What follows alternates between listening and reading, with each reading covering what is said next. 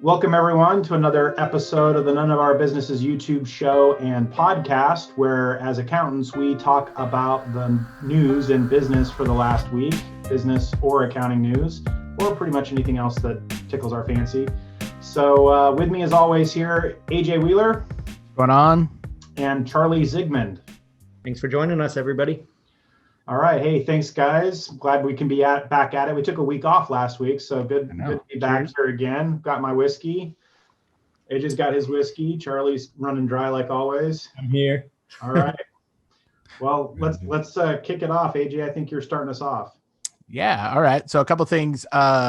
This week, SBA released and the Treasury Department come together for a simpler PPP loan forgiveness process. So there's not much behind this. These are interim rules. PPP loans of $50,000 or less can be forgiven. You just apply for it and they're forgiven. And you'll just need to give the following information: the legal name, address, loan number, lender loan number, loan amount, employees at loan, time of forgiveness application, or employees at loan application, and then also at the time of the forgiveness application, disbursement date, advance amount, all this good stuff. And so I'm wondering whether you guys think maybe hopefully they'll try and simplify the forgiveness application for everybody over 50,000, because that seems like a pretty low threshold for just automatic forgiveness. But I'd like to get your guys' thoughts. Do you think that's too low, not low, or too high maybe? Yeah, I definitely thought that right away as soon as I read it. Is like, that seems really low, and that is like also doesn't apply to any of the companies that I've worked with. So it's like small enough that nothing to get excited about there. But I do think it's good that they're making it simpler. I think that should be the case. And I think it makes sense that they would set the threshold really low, because this just doesn't, unless there's a large amount on the line, it doesn't make sense for them to devote all that effort into chasing it. I do think it seems like simplifications are probably coming for the bigger ones, only because it seems like everything has changed with the PPP loan as we've gone along. And so it seems easy to bet on that. What do you think, Ty? Yeah, I'm in exactly the same boat, mostly self-serving. I mean, our business has a PPP loan, and it is, I kid you not, it is like 50,000 and some change. So it's like ridiculous. Like we're gonna miss the simplified application by a few $100 or something. That is so aggravating. So yes, definitely, we need to raise that limit. Immediately call your congressman right away. Yes. So, and so also related to the stimulus check, and the IRS extended the deadline for 9 million people to register to get a stimulus check. So if you're a non-filer, you have until October 15th to register with their non-filer tool to get the money. So I thought that was kind of interesting, and actually probably well needed for people that were non-filers. What do you got for us, Charlie? I've got a little bit of a different article we can talk about. I don't know if Daily Mail is the most reputable source, but I did find an article in there that I found interesting, which is called "The Blame Game is Played After 16,000 Cases Missed Due to Excel Glitch." And so what's happened is that the UK government was trying to use Excel to track its number of COVID cases. And I've heard different things. In the article, it said one thing. A friend of mine told me another thing, but I heard that it was because they were tracking the data inside of the spreadsheet, as instead of building downwards in rows, or of course using a different tool than Excel altogether, they were capturing new cases as new columns. And so Excel has a much smaller amount of new columns that you can add versus how many it will let you add through new rows. And so as a result, some of the reports being sent from one governmental department to another got truncated. And then somebody later on down the road figured it out and came back and said, hey, let's take another look at that. And there's been major pandemonium there since, because now all these new cases are springing out. And so I guess for me, it was just interesting to see that this happened. And I guess I wanted to get a take on whether or not you guys felt like, did you know that Excel was being used at this level? Or did you think that government type things like that had so many stakeholders and so many people involved would have evolved past such a basic tool into something like, I don't know, a database or something else? Yeah, actually, I was kind of surprised, and that was the thing I was going to speak on, was just how surprising it is that they were using just plain Excel to track, COVID cases like that. I would think, you would have hospital data that you would aggregate using like a professional software or something would be implemented, and the data combed out of that. We've talked before on this show about big data, and if there's anything that big data would do, it would be able to comb through, anonymous hospital records. So I found it completely baffling why essentially they were filling in Excel spreadsheets. That was the thing that I found most surprising. Yeah, I second that. Yeah, definitely surprising that they didn't have a more sophisticated software database that they were using for that. But then also, not necessarily surprising in retrospect, but just a good kind of wake up reminder that, hey, there's folks outside the finance industry that actually use Excel. That it's a tool that it's not just people tracking dollars that use Excel. Definitely. I've been surprised by that in the past before too. Whenever you try to read, like if you read Excel forms or whatever, you find all these people who are engineers and different professions. And so, yeah, it has a pretty wide use case, but yeah. And it's also fun to just see them play the blame game. If you follow the article, it's like basically one guy's like, no, he did it. No, but it was this. And then it was because of this. And so it's just fun to see them scramble for me. All right. You got another one we can talk about, AJ? Yeah, actually, this one's from ZNet, and it's titled "Microsoft CEO is tired from working home, and he's not alone."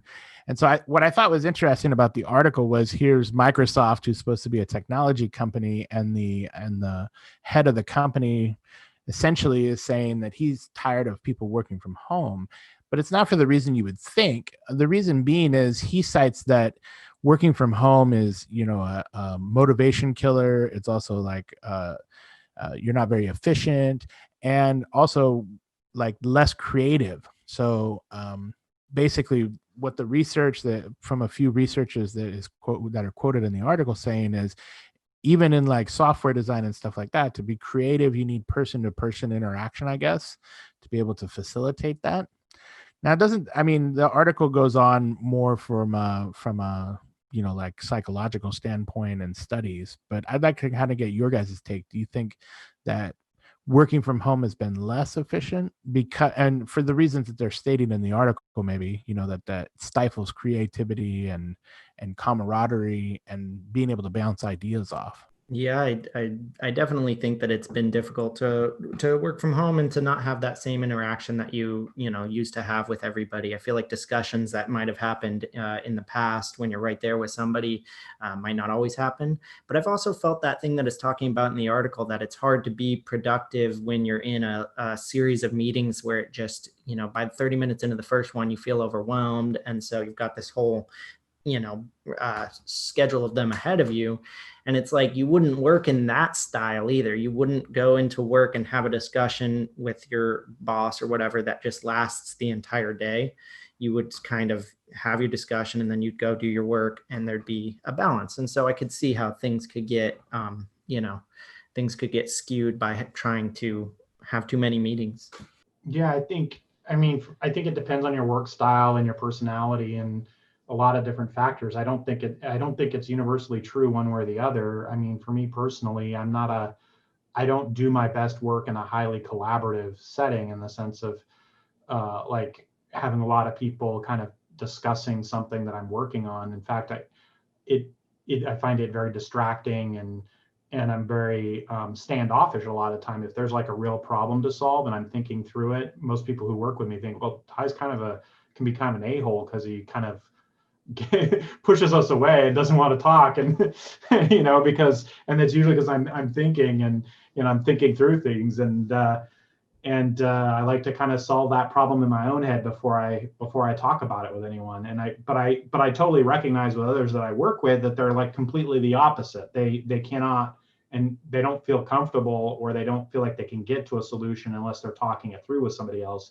And so I'm certainly open to providing that foil for those for our team members as they need it. But yeah, the universal idea that you need to be around other people to do your best work and be creative, I'm not sure I agree with that, and in the universality in the way it was presented there. Yeah, and I'd also think it probably also not only depends on what kind of job you're doing, but where you're at in your career arc. If you're a very experienced person, you might not you might get more done without collaborating, or you've moved into a different role where you are more of a leader than you are like a worker or a doer, I guess, is for lack of a better word. So you're more reviewing the work of others than opposed to like really grinding out a lot of work yourself. So I mean, it probably depends on that too. So I agree. It's not, I don't think this is 100% one way or 100% the other way. I think probably there's benefits and cons to it all. So, yeah. Yeah, but it sure feels like it's going to stay. So I'm glad to hear kind of this counter viewpoint, because we so often hear about all the great things of how things have changed from working from home and how it saved us from this pandemic and all that stuff. But it's good to hear some of the other, side of things, and that other people are sometimes frustrated with it. So yeah, I've got another article we can talk about. This one was in BBC, and it's a little bit of a weird one. It's called The Batman Effect: How Having an Alter Ego Empowers You.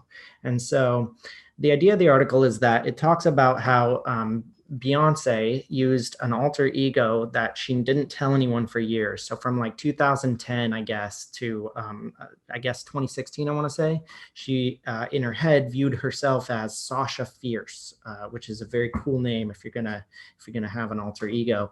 But basically, the idea here is that by separating yourself, by what they call self-distancing, it allows you to view situations or think about things in a more dispassionate way, or maybe more objectively. I'm not sure that I believe that, because it does seem a little bit like a questionable, thing to believe. But I want to get your guys' take on whether or not you think that viewing, thinking about situations that you get into, if you view that as an alter ego, so you view, your personality talking to all of these other people, does that help you be more objective in trying to analyze things, or is that just an example of psychotic behavior that that we should? I'd go with the latter, but I don't know. I just try to be my best myself, like that's hard enough than trying to think of somebody else. I don't know. That's kind of, I can relate to this in the sense of I do think I tend to disassociate during stress, but I don't go so far as to create an alter ego that I name when I do so. But I definitely I disassociate, and I've and the way it works for me, and I've always attributed it to being kind of my academic tendencies and having been on faculty at the university and kind of having those leanings, because like in a stressful situation, I find myself disassociating from the emotion and the actual being in the situation, and kind of setting off to the side of it and analyzing it. And it just like, I just have like the strangest things that are like going through my head. And I think that I don't mind sharing with our viewers here, because it's something that we all go through, that my father passed away last month. And when that happened, I mean, an example of that is, we live here in Portland, Oregon, and one of the hospitals here that a lot of people use is the Oregon Health Sciences University, OHSU, that's up on a hill. And so I remember I'm driving up this hill to get to him when he was first taken into the emergency room. And, it's, of course, you have lots of things going through your mind about, is this it? What's happening? That kind of thing. But as I'm driving that hill, all I could think about is the bike riders who are kind of riding, and how great that hill has been designed for bike riding. I mean, they have the bike lanes and there's lots of walking paths. And I was analyzing that situation. I'm like, well, we've equipped this thing as a city that's great for bike riding, but it is the route, and really the only route in an emergency situation, to get to the hospital. That doesn't seem very smart, to be like having people rushing up this hill in an emergency to a hospital, and having people like be that like a primary recreational bike area. And that was like the main thing I was thinking about on my drive into my dad. And so I think and plenty more examples that happened over that case, but that was just one example of that kind of disassociating, getting outside of myself, of what's actually happening to me and my family, or what's happening in my life, and just like thinking in a very academic way about, more observationally about what's going on. I tend to do that, and so I think that's a little bit different than what you were describing of creating a secondary person. But I feel like it's like I'm out of myself watching things happen when I get into those very highly stressful situations. No, it makes sense. I think it's still kind of a form of self-distancing because you're kind of taking yourself away from, the situation that you're in. The article talks about some interesting ways that people try to do this. They said they set up all these studies where they'll ask kids questions, but they'll ask them not what do you want? They'll say, what would David want? Or what would, they'll ask it in the third person. And they said that just asking it in that way will cause people to think about a question differently, which I found interesting. And then as I was kind of thinking, it was a little bit of a silly approach. The article brought out that it brought up the point that the WWJD, what would Jesus do, is like a pretty good example of this concept, because it's like basically it's not necessarily yourself, but it's like saying take the situation that you're in and separate it from you and look at it objectively and ask yourself what some other higher power would do. And so once I read that, I was like, well, maybe this is more, something people do get into, and we just don't always call it by the same name. But, so yeah, I just thought that was interesting. Yeah, that is really interesting. I never thought of it that way. All right. Let's see. The next article I got up here is actually it's a article out of Ars Technica. And so this is interesting. We've talked about GameStop and their woes in the past couple podcasts, not in the past couple, but in a previous podcast here. So I thought they made an interesting move. They partnered with Microsoft and essentially will push really hard Microsoft products. So for those that don't know, GameStop is kind of the mall store that has video games in it. And so the interesting thing about this is they've been moving away from brick and mortar kind of operations, and they're moving more online. And now Microsoft is going ahead and they're offering GameStop a share of digital revenues that are purchased through the GameStop, I guess, portal. And I thought that was very interesting. And they're also going to offer if somebody buys something in-house, of course, they get a share of that digital revenue by going to a physical store and getting a digital revenue item. So I thought it was interesting. Now, the details of this remain unclear and how much it's going to be, but I thought this was an interesting partnership. Here you have basically GameStop trading on their name of their brand to be able to save the company a bit and kind of change course. And it's kind of in line with the restructuring that we talked about when they were facing bankruptcy. But I'd like to get your guys' take to see what you think. Yeah, I think it's interesting, and it makes a lot of sense that they, especially from GameStop's perspective, that they would be attempting to set up deals like this that are going to make them more versatile when it comes to changing the way that people consume video games and that sort of thing. I do think it's interesting because the article brought up a good point about talked about how a lot of the people who are at GameStop to buy an Xbox aren't looking to be swayed by the opinion of the person who works there. And so they're saying they don't see why that would be a good sales path, because they think everybody who came there just was decided on what they wanted already. And so I thought about that. And I think that's partially true, but it just seems like GameStop does play a big part in Xbox sales. And so it would make sense that they would have that kind of deal. But yeah, it's a big question mark on how much, because, that percentage could be just about anything. And so really just changes the whole deal if it's, an insignificant percent. Yeah, I don't know I don't know much about this topic. It strikes me that it raises the question of what is the value proposition of an in-person store experience for video games, much less for anything, but something that is a digital product to begin with. Why is there value to having kind of that in-store experience, or has there been? I'm just thinking on the fly, is it because gamers are being drugged to the mall by their significant others, or by or their parents, or their or their children, or whatever, and this is something they can go do while the family member shops at Nordstrom's or Bed Bath and Beyond or Pottery Barn or whatever they do. I don't have I wonder about that.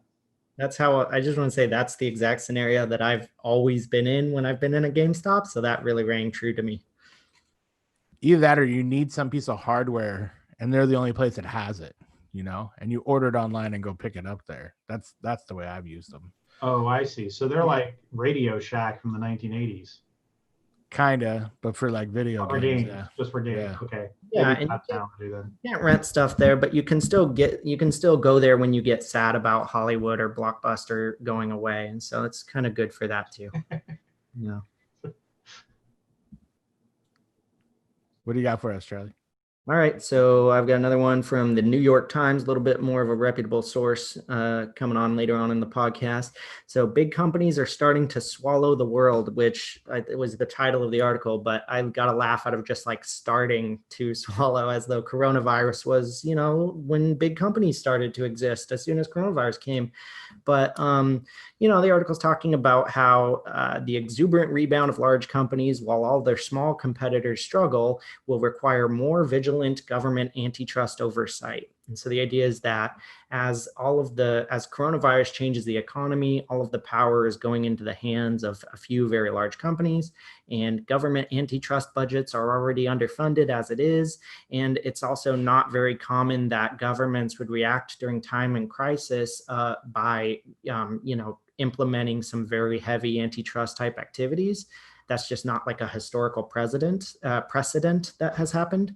And so I want to get you guys' take on, I guess, whether or not you feel that this coronavirus is causing big companies to take over the world, and whether government should be doing more to fight back against that. Yeah, I don't know if it was necessarily the coronavirus. I think that train was chewing along before the coronavirus. I mean, even back as far as the 90s, you had Walmart and kind of the same kind of attitude towards, pushing out mom and pop stores with their logistical advantage and kind of nationwide presence. But I would say, I think it's going to be very difficult to prove an antitrust because the internet is around. You can put up a store and compete with an online retailer, any of those software companies. So I think it's going to be difficult to try and make the case unless they change the way that a monopoly or an antitrust kind of suit works. But in its current state, I don't know. I guess I think it would be very difficult, and that's from a very layman's term, or from a lay person's perspective, I imagine, not knowing anything about antitrust laws. Well, this topic to me ties into other, this might seem like a stretch at first for you guys, but I think it ties into other topics we've talked about, because I think that large companies taking over most of the market share of certain industries and sectors, they're the harbinger of automation and AI. Because what large companies historically have done is, what allows for that, for a large company to take over, is that they can do something cheaper, faster, better at scale, because it's easier to do it with standardized systems and processes and central centers of distribution and so on, right? I mean, that's why a Walmart works better than a local trade store or whatever. And so I think that I think it is the same dynamics, the same things we would advise small businesses of sectors and places to go or be in that would be resistant to automation are probably the same places that are resistant to takeover by big companies, right? Things that require a lot of customized labor and personalized service, things that are very niche and on the long tail of things. I think it's all the same game. Like, if you're a small business, that's the zone you want to play in, because that's where you're not going to get eaten alive by the big companies, and it's also where you're not going to get run over by automation or AI.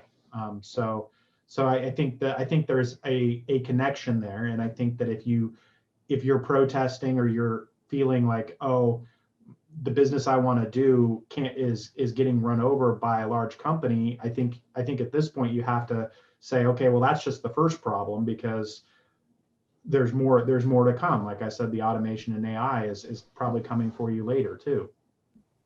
I think that makes sense and is a really good point. And it brings me to one of the things the article said that I thought was really interesting is that there's this typical argument that comes up when companies are trying to defend claims against them that are saying that they're forming a monopoly. And then what they'll say is that as we're buying up these small companies, that they have what they call the failing firm defense, which just means that if a business was already about to go out of business for any reason and then they buy it up, then it's not a monopolistic activity because that was already doomed anyway. And so if you believe that all these small businesses are set up to fail by not having access to the economies of scale that they need to compete, then those were failing firms that were going to go anyway. And so it was the right thing to allow then, the companies to then take over essentially. And so I thought it was kind of interesting because, I came into the article feeling like that, that it's generally anti-monopoly, but that point was like, well, that is true. If a company's about to go out of business anyway, then it's not monopolistic for them to take over because it wasn't a true competitor in the first place. And so it's just an argument I hadn't heard before. Yeah, and I think what I was discussing earlier, there's also kind of a chicken and egg thing to it in the sense that I think we're going to see that the more an industry has automation occurring in it, the more you see big players taking the market share over because the dynamic is you invest a massive amount in order to drive the marginal cost of whatever it is you're doing to zero. And that basically wipes it out as a competitive environment, but who has the money to make those kind of massive investments that would drive the marginal cost to zero, right? And it's going to be the large organizations. And so yeah, it is I think it is indicative of the phenomenon that we see of where things are going. That those with the big pockets and the massive that can make those massive infrastructure investments are going to win where you can automate and standardize in order to drive your marginal costs to the 0 point. All right, I got another one for us. This one's from Noobpreneur. So not the Wall Street Journal, but it's one of those kind of blog posts, and I thought it was a good kind of talking point for us to have. But it's basically about productivity, how to boost your work at home productivity. So they list kind of 4 things, and I'd like to get your guys' opinion if they miss something. So the first one they talk about is spinning wheels. If you're spinning your wheels on anything, you're just stop and step away and have a talk with somebody else is what they're saying. Planning. So planning, devote 15 minutes at the end or beginning of the day to make sure that you have a solid plan for what's going forward. And then the morning routine. So they say the worst thing to do is to wake up, sit down at your desk a few minutes after waking up and begin working. That's a terrible idea. So they say you should probably be working out, rise early. This is from Fascinating Commonalities Among Successful Entrepreneurs and People. So they rise early. They don't work for the first several hours they're awake. They exercise in the morning. They visualize their entire day in the morning, and they eat full healthy breakfasts. So I'd like your guys' opinion. Do we fall into that category, or is anybody gonna make a change and start doing push-ups at 6 a.m. On Monday? I get up early, but that's about where it stops. I can't say that I do any push-ups in the morning. I also can't say that I wait like 2 or 3 hours after waking to start working. I don't have time for that. My list has just been noise canceling headphones, and then just some more noise canceling headphones as far as like how to boost productivity at home. Other than that, I don't have any tricks. I think it's pretty tricky to do. So I'm eager to hear Ty's ideas on it. Well, I was interested in some of the suggestions until they started getting into the whole getting up early and exercising and eating in the morning. There's this whole part of the world that is like this cult of early morning risers that want to tell the rest of the world that they have to be that way in order to be successful. And I think it's just ridiculous. I've done both. I'm not naturally a morning person. I've had to make myself a morning person at times in my career because of the schedules that I've had to keep. And so yeah, I don't buy into that nonsense at all. I think that was an interesting thing for them to like weave into this particular discussion. I totally relate. When they talked about planning out your day and kind of, thinking about a schedule as to what you're going to do when. I was thinking about this point, and I think that, part of this issue, one of the reasons I probably don't relate to this issue is because of my background of having been out of being an employee for quite a long time, having been an entrepreneur, and then later having been a partner in an accounting firm, part of an organization, but I had an office. I mean, I would go in, I could literally just twiddle my thumbs all day in my office if I wanted to, without anyone else in the office saying anything. It was really up to me to kind of set my standard in terms of getting work done for my clients and things like that, right? As it was when I left being in a CPA firm, and we started a more entrepreneurial venture with Tycar Advisory. And so, yeah, I think before the pandemic, before whether I was working at home or not, kind of having command of what I was going to do during the day is kind of a normal thing, I think, for me. And I think it's probably a normal thing for you guys too, in a lot of ways. And so I think there's some of that kind of, I can see how if maybe you were maybe younger in your careers and used to being kind of in the employment sector where you're kind of relying on somebody else to tell you what to do throughout the day, that could be a factor. But I thought that was an interesting point that they were discussing in the article. Yeah, I agree. I meant to talk about that too, because I'm that same way about having to have a plan to feel like you know what you're doing. There's too many things all the time. And so kind of one thing I do is like everything in the morning, I don't actually do any work right away. I only just read what people are saying or the emails and then get a plan going and then just work that plan. And so I kind of break it into different stages. I like gather and then I prioritize of what I think needs to happen in order. And so it sounds like it takes a lot of time, but what I've found is that like if you get in the habit of doing it, you end up doing a lot of things that you were going to do anyway. And so it really isn't a big time sink from my perspective. But yeah, I need a plan for sure. I do have to say I have a couple tips. Well, I am an early riser, and I do feel like I'm more productive if I work out in the morning. So I try to do that. So I guess I'm a little bit like the article, but I don't think that makes me any more successful or less successful than somebody who just rolls out of bed and gets ready. But and I don't eat breakfast. I try not to eat until like noon or 1. So I buck that trend. I don't know, but I do find that I need to schedule my time. There's only so much time in the day, and there's stuff that needs to be done.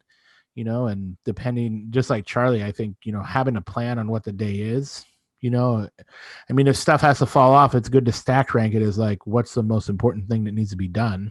So I think that's super helpful. But scheduling the week out and scheduling your time out, I think has been more a productive boost, I guess, or a boost of productivity more than being able to wake up and do push-ups or something. So. Yeah, I'm a big believer, going off on a tangent or a rant here. I'm a big believer in that skip the task list, keep a calendar, is what I think. Because, I realized that many years ago, like most people, I'd have this long task list of things that have to get done, and I'd reprioritize them. And then occasionally I would actually do a reconciliation of that task list to how much time was actually open on my calendar and realize, oh, this is impossible, or all these things that I'm trying to get done, there's not enough open spots in my calendar to actually do it, right? But just looking at it in a list format by itself in isolation without it in the calendar, I found to be very misleading. So, that would be my rant, or what I would preach in terms of hacks for better kind of organization, is that skip the task lists, put it all in a calendar. If you've got a bunch of things that would go on a list, why can't you schedule them in a calendar, even if it's 15 minutes? I mean, when I use the Google Calendar, I'm scheduling things 15 minutes to half an hour at a time, and I've got it all in there, because then I know that it's technically possible. Do I have to move it around? Of course. Like half the stuff that I put in there, I don't actually get done when I said I was going to do it. So I have to move it to some other time. But at least I can visualize that my plan was theoretically possible. I don't just have this list that I don't even know if it's actually possible to do for that week or not.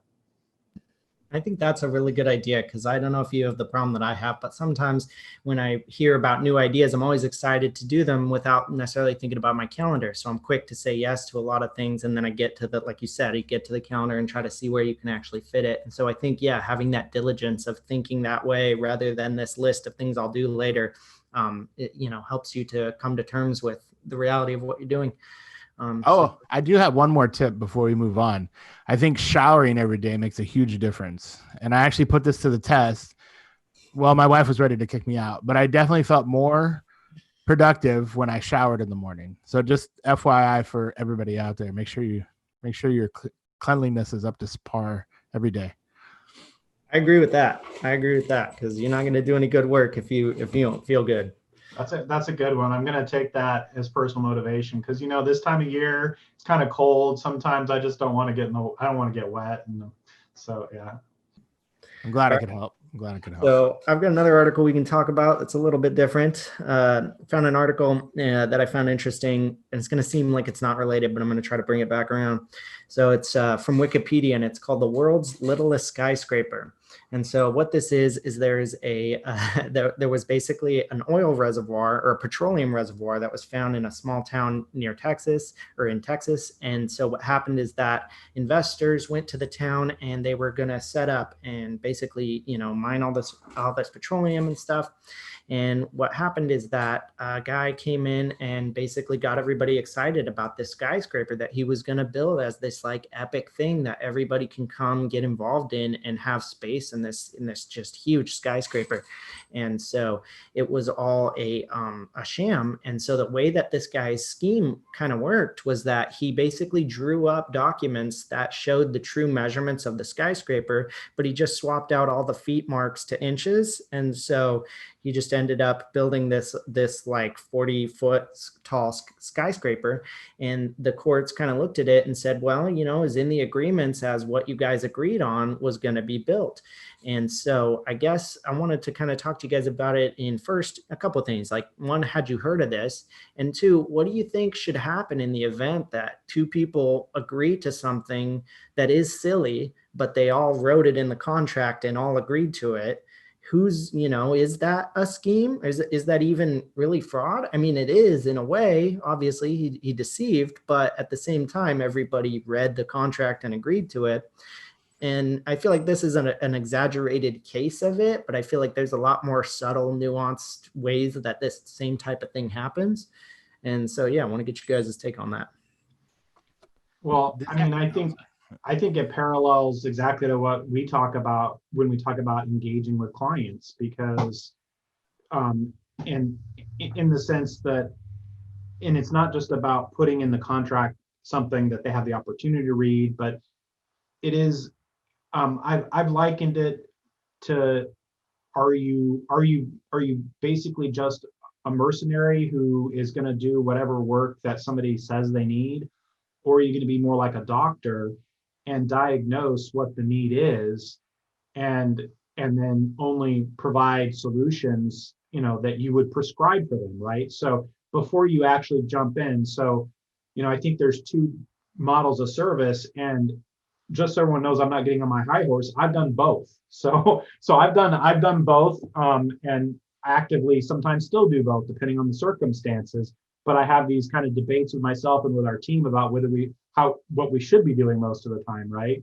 And so, the doctor approach is the client comes to you and they're like, well, I have the client comes to you and they already tell you what they want you to do, right? I want you to create this schedule that I can then hand to the bank, because that's then going to magically make them give me money. Or I want you to calculate these metrics that we can then hand over to the investors, because that's going to make them more likely to increase our funding. Now, sometimes if you're dealing with fairly sophisticated clients, they're doctors themselves, right? So they kind of already know that they what they're prescribing makes sense, and they know that.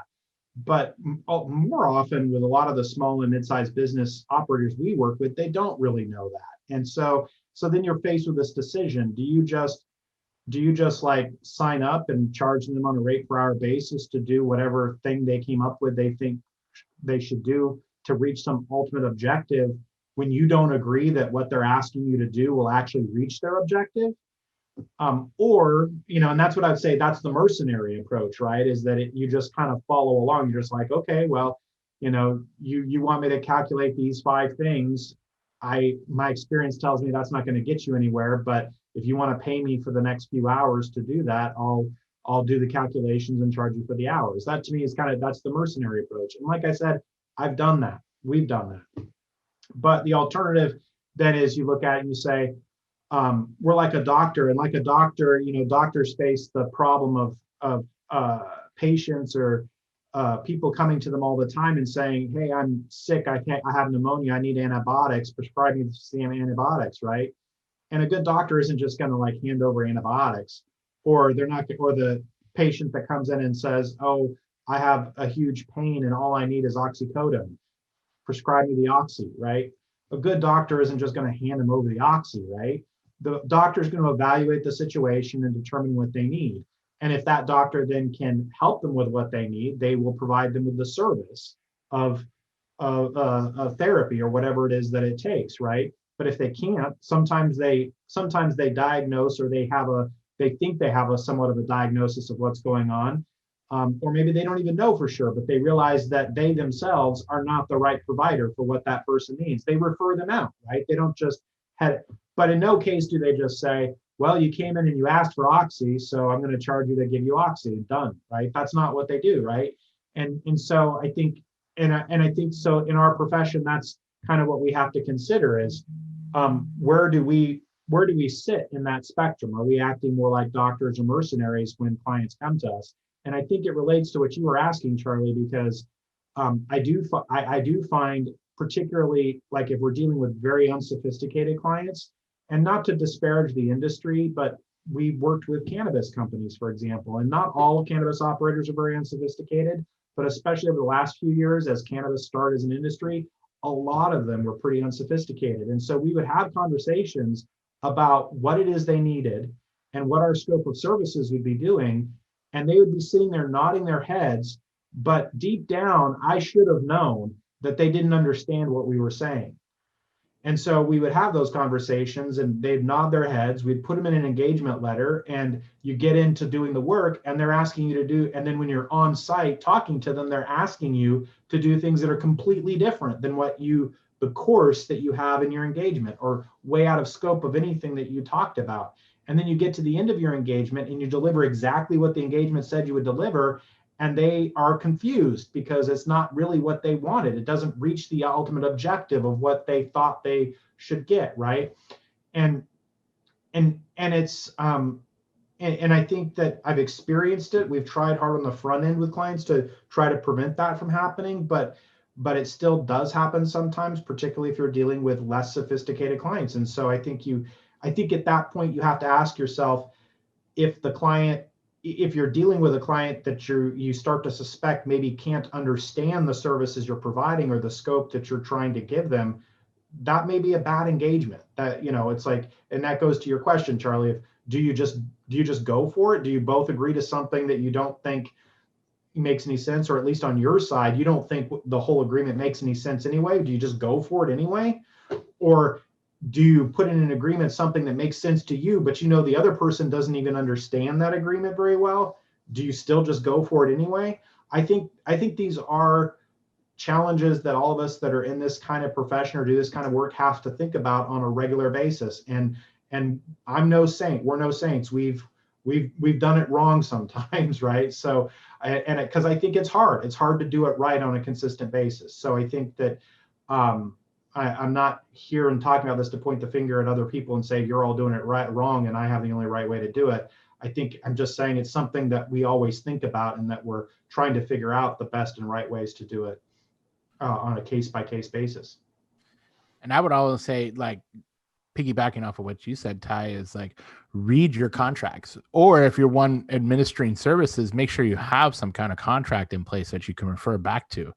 Because I think, either operating just, willy-nilly or through a contract that you haven't read or understand is really important, Now, not that they would find the feet is inches and vice versa. That's a little absurd, the hash marks for inches.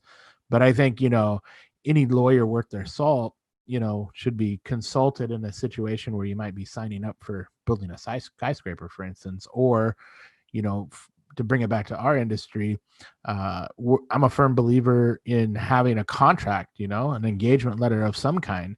Even if you're just a bookkeeper, have some kind of operating agreement with whoever you're, or a statement of work, some kind of binding contract that you have with somebody, and make sure that you read it and understand it, I think, and have it explain it to the other party as well. Well, and like, just to jump on that,